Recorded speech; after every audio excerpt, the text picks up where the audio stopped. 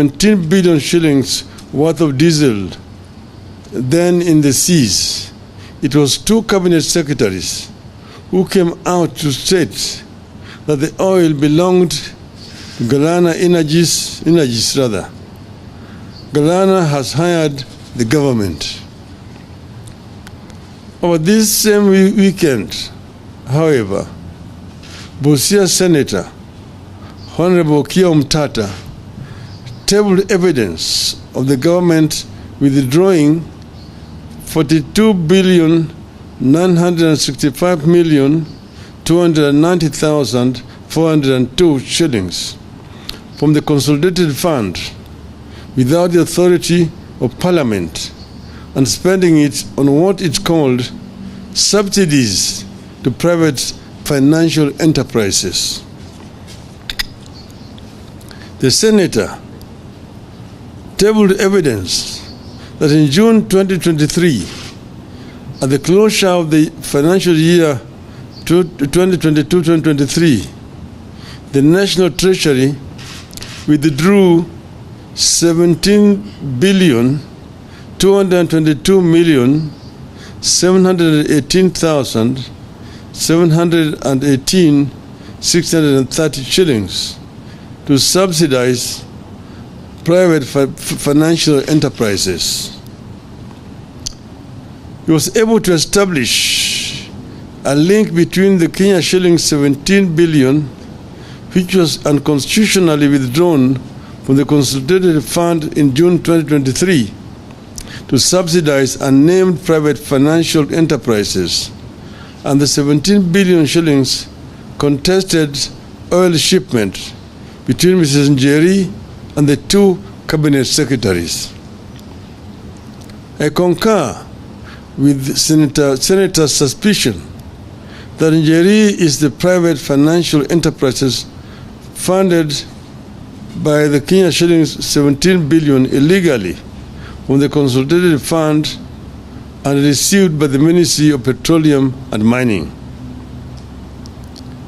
The CS for Energy and Petroleum, Mr. Chirchir, and National Treasury, CES, Njuguna Ndungu, have certainly committed criminal offenses, abused office, and gone against the Constitution.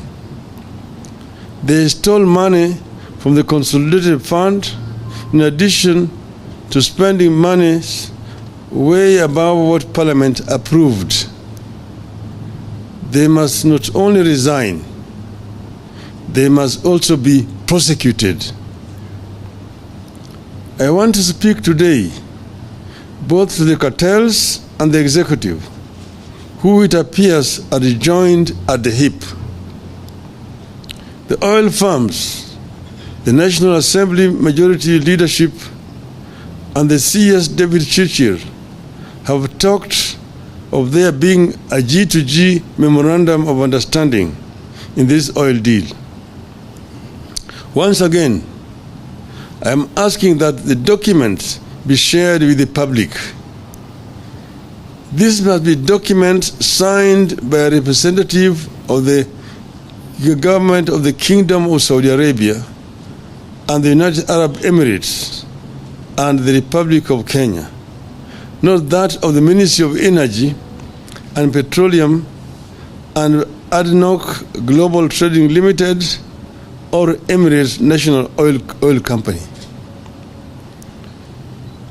Kenyans will have noticed that even as our Ministry of Energy and Petroleum was signing deals with state-owned corporations in the Middle East, our own National Oil Corporation is completely left out.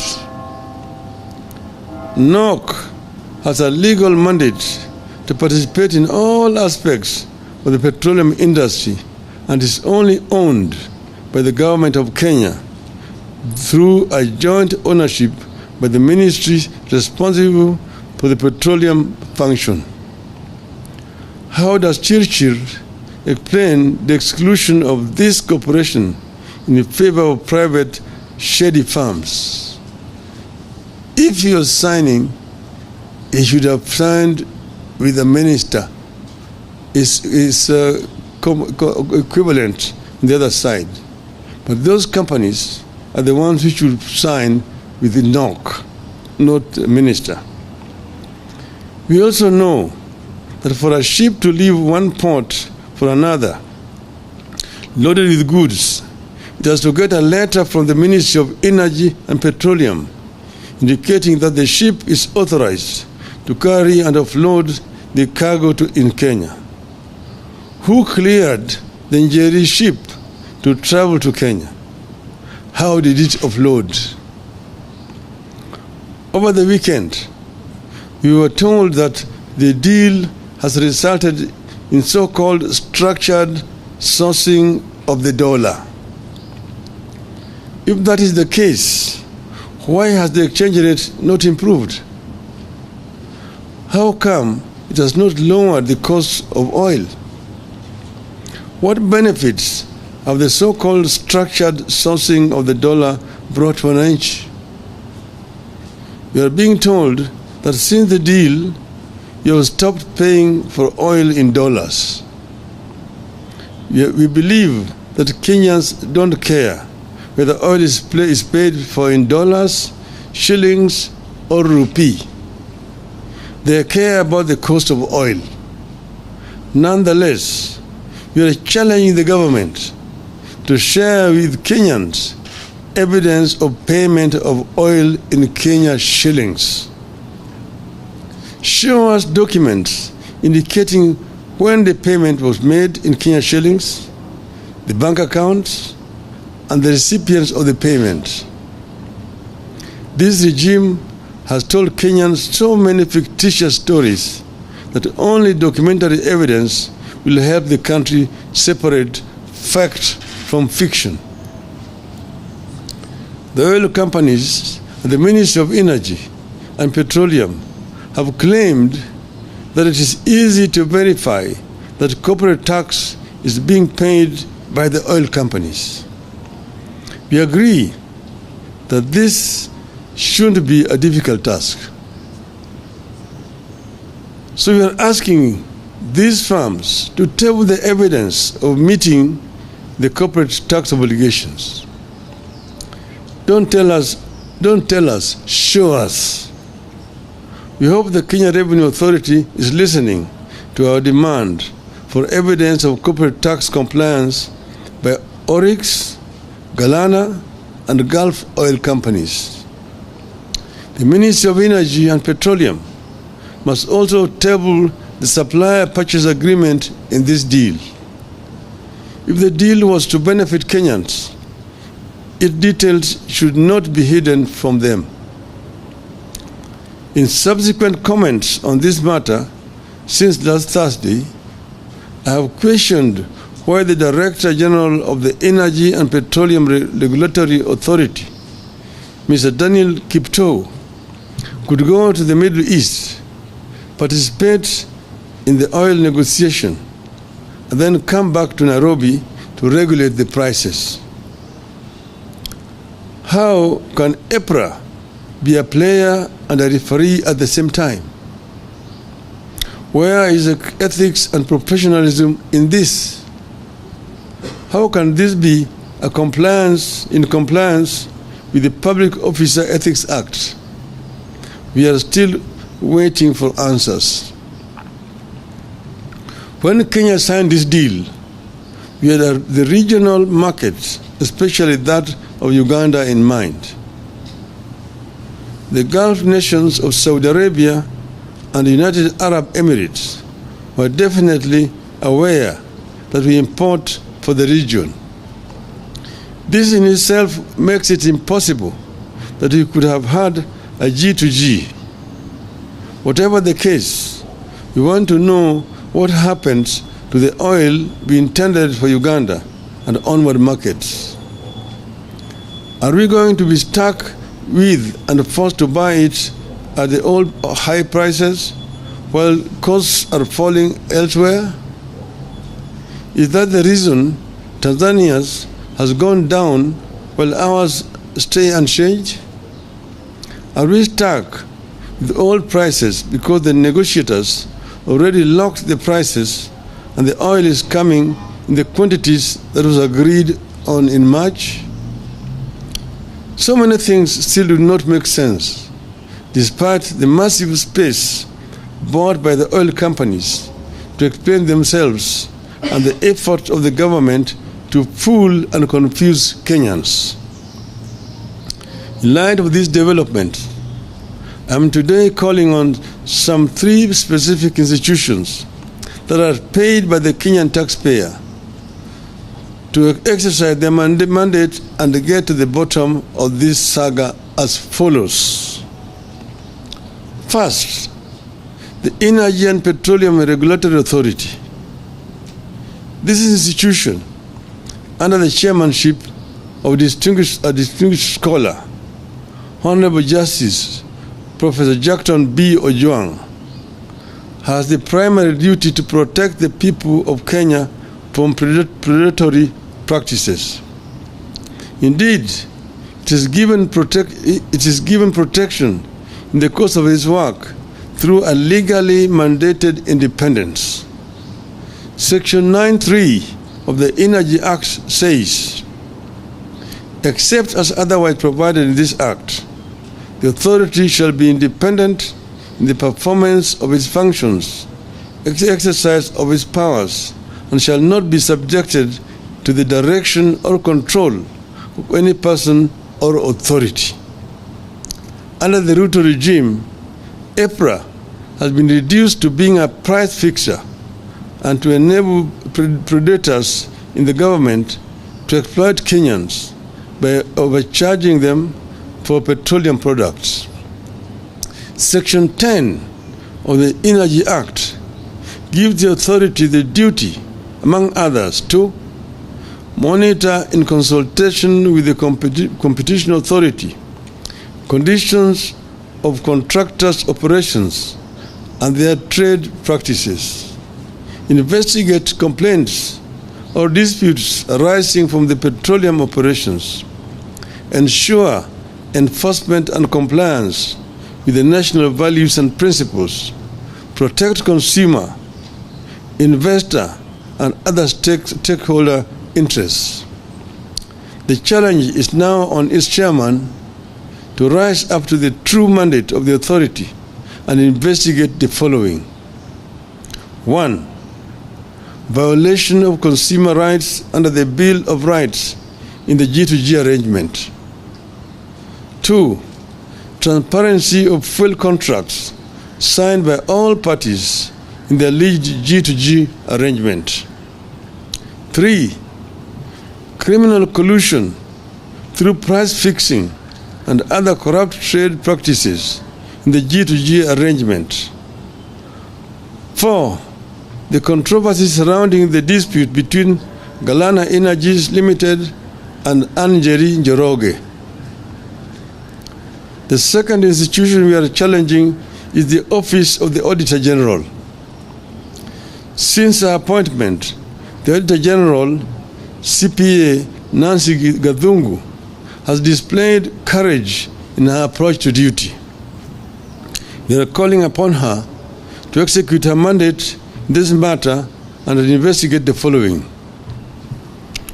1. The procurement processes engaged in by the Ministry of Energy and Petroleum in recruitment of suppliers and their local agencies. 2. The criteria applied by the G2G arrangement in arriving at the prices at which Kenya is to buy fuel. 3. The criteria applied by the Energy and Petroleum Regulatory Authority in arriving at the prices the Kenyan consumer shall buy petroleum products. 4. The criteria applied in the G2G arrangement in arriving at the demurrage and other levies and charges. The third institution which we are calling out is the Ethics and Anti-Corruption Commission. Just a minute. We take note that Chairman Bishop David Oginde and the Ethics and Anti-Corruption Commission have been silent about the goings on in the petroleum sector. Allegations of corruption have been made, but no investigations have begun. The challenges on the chairman to start working on the matters raised and to investigate the following. 1. Conflict of interest by government officials in the lead G2G arrangement. 2. Bribery and commissions and kickbacks from revenues raised by the G2G arrangement. Through price fixing and other corruption and violation of procurement local agencies. Once again, we reiterate that we stand by every word that we have said on this oil deal. We will not relent on this matter until the truth is known and punishment that fits the crime is meted out. In the meantime, heads must roll at the Energy Ministry and National Treasury. End of statement.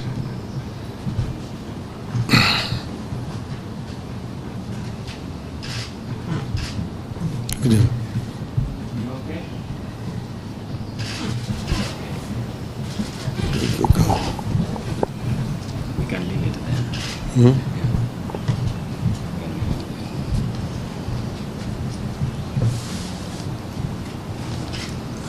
There's a pressing issue? None. No question. There are no questions. Satisfied. Letwa nchini itachangia kupunguza kwa bei ya mafuta. Kwa upande wako una matumaini kwamba bei hiyo itashushwa chini? Kisha cha pili, Rais pia amesema kwamba kama kuna ithibati kuhusiana na madai ambayo kwa sasa unaibua, weke wazi. Asante. Rais aliongea jana juu ya bei ya mafuta, lakini sisi tunaongea juu ya mafuta ambayo tayari iko hapa.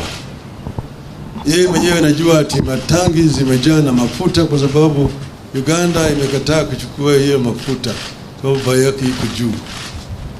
Sasa hiyo mafuta ambayo nasema ni tayari iko hapa, tunasema bei itashuka chini. Sababu gani bei hiyo haishuki chini wakati huu? Mbona nangoja mpaka mwezi ujao? Haya yote katika hiyo statement ambayo mimi nimetoa, nimesema mambo mengi zaidi. Nimeongea juu ya vile hii mafuta yenyewe ilikuja hapa. Kwanza walisema, na hata yeye jana alikariri, ati hii ni serikali na serikali. Yani G ni government to government.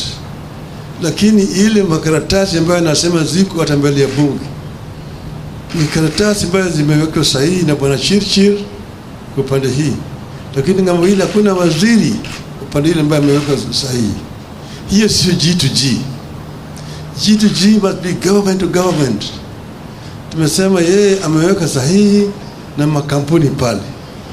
Tumesema kama ingekuwa sawa, tuko na kampuni vile vile hapa Kenya ya serikali inaitwa National Oil Corporation ambayo ilingeweka sahihi na hiyo kampuni ya Saudi Arabia na hizo kampuni nyingine ya Emirates, sio waziri wa serikali ya Kenya. Kwanza hiyo yanasema ni ukweli, yale ambayo nasema hiyo ni uongo, sio kweli. Hiyo ni uongo, sio kweli. Kwa nini wamewacha kampuni ya serikali hapa, alafu wanakwenda kuchukua makampuni zingine ya binafsi kama Oryx, kama Galana, kama Gulf? Kitu gani, shida gani yuko na kampuni yetu ya NOC hapa? NOC imepata kimi siku gani? Ili ikaweka sahihi. Ndio kwa sababu hawa jamaa wenyewe walienda ngambo ile na wanapata rushwa kupitia hiyo makampuni ambayo wameweka hapa. Tena waniambia mimi ati makampuni ya mafuta amenijibu. Katika taifa letu hapa makampuni makubwa ya mafuta ni Vivo, ni Shell, ni Total. Hawa hawajanijibu. Wao wenyewe wanaumia. Uliza hao, mimi nafanya biashara na makampuni ya mafuta, wanaumia wote. wana shida, kwa sababu hawa makampuni mengine vimewekwa hapo katikati, ndio wamefanya biashara na hawa Cartels. Bwana Chirchir, na mimi nataka kutoa shukrani kwa watu wa Bomet kumonyesha ya adabu, manake hajui adabu vile Wakenya wana shida. Vijana wana shida zaidi ni hawa watu wote. Hata Bwana Ruto wanampatia ile tu heshima, lakini hawakukubali yale alikuwa anasema. Anachukua nasema uongo. Haitakikani mtu ambaye anajiita rais awe kila mara akitoka na msimamo namna hii anasema uongo. Sema ukweli. Ukweli haiozi. Na kweli kidhihiri, uongo ujitenga. Kujibu. Shukran.